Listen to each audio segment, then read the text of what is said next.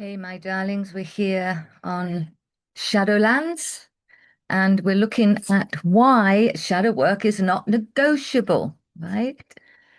And it's not dark. If you're repeating patterns, if you're repeating patterns in relationship, in yourself, in work, in money, in health, there's quite likely something that is playing out in your field and it's a bit hidden, okay?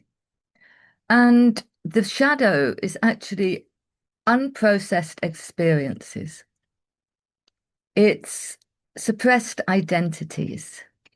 And then we've got inherited patterning and other life patterning. It's not a dark thing, it's hidden. And so when I mention the shadow to people, they quite often get quite fearful. But it's not actually something to fear. We need to move out of the fear and into a place of curiosity and discovery. So I feel that shadow work is non-negotiable and it can actually spontaneously arrive through things that are happening in your life. As I say, whether it's health, whether it's relationship, repeated patternings, you feel like you've done it all before. It's just, different person, different time. Your psyche, when your psyche is ready, when your soul really is wishing you to get a message, it's going to make shadow work a non-negotiable thing, basically. And you may be feeling forced to look at these things. It may come up as a crisis of identity, crisis happening in your life, money, relationships, and what have you. But you might actually be someone who's doing the work. And you may still be feeling stuck despite doing the work. Unfortunately, we have to call it the work. If we can find some way of making it play, then that is, so much better. When it comes to doing the work, very often we try to bypass this. And it can come in the form of projecting what's in the shadow on someone else so we don't have to deal with it. It's someone else's fault. It could come by looking and spiritually bypassing and making everything in this false positivity way, and suppressing what's going on, denying what's going on.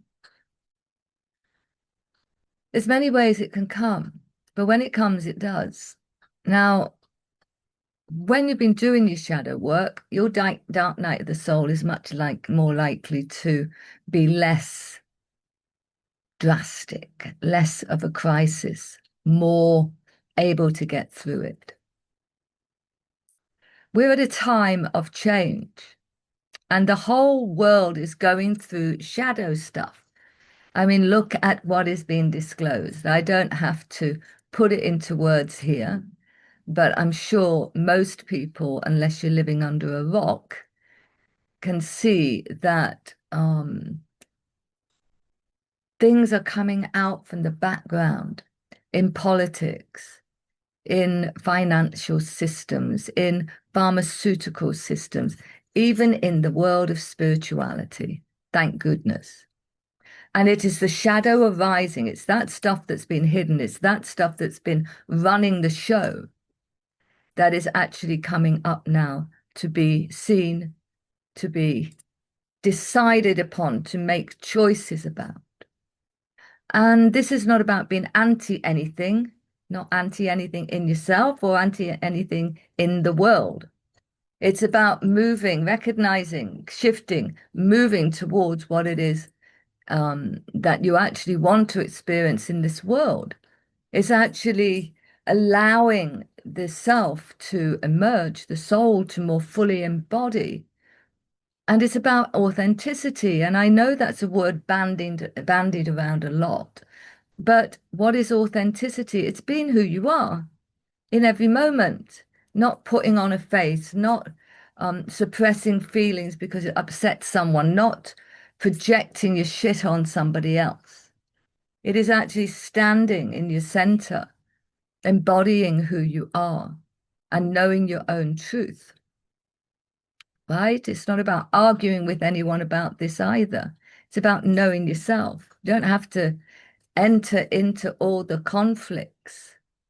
So when we're looking at this and when we're doing the shadow work, when you're finding that there are these repeated patterns or emotional loops, or your identity feels distorted, you're not quite feeling yourself, this is your time to start to consciously step into your own process of self-discovery, acknowledgement of what's going on behind the scenes for you. Because then you do come into your place of authenticity, and authenticity is actually a frequency. Authenticity is the embodiment of the soul and the soul expression. And the soul is not necessarily light and fluffy, right? I can tell you my soul is not light and fluffy. She's pretty direct. She goes to the cutting edge of truth very quickly. She doesn't stand a lot of nonsense from me. Yet she also encompasses the magic, the woo-woo, and everything else, right? But not just encompasses it, she embodies it. I'm embodied in the work that I do. I'm embodied in integrity of who I am and what I know to be true for myself. And I have a big heart. My soul has a big heart. She also has discernment, right? She can spot BS a long way away.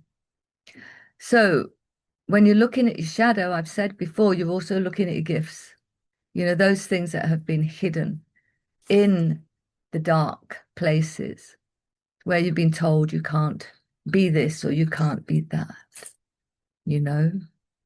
For me, I sometimes look back on my 15-year-old self, who was an absolute truth teller, who was fearless. Well, she had fears, but she had courage beyond fear that took me beyond fear.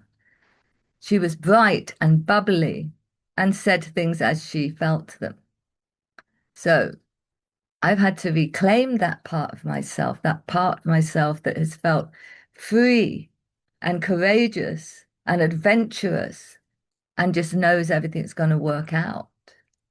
So you also will have those parts of yourself, those aspects of yourself that are wanting to be reclaimed, have the light shone on them. Okay. Anyway, if you decide that you want to go deeper into some shadow work, you can always reach out to me, DM me, comment, join me on School and Disentangled is my community, because we're disentangling all of the conditioning, all of the ancestral lineage that is holding onto you and, still playing out in the family systems. We're disentangling the truth and what is misleading. Okay, darlings, I hope that was clear. I hope that was helpful. And I'm going to leave you for the day. Lots of love.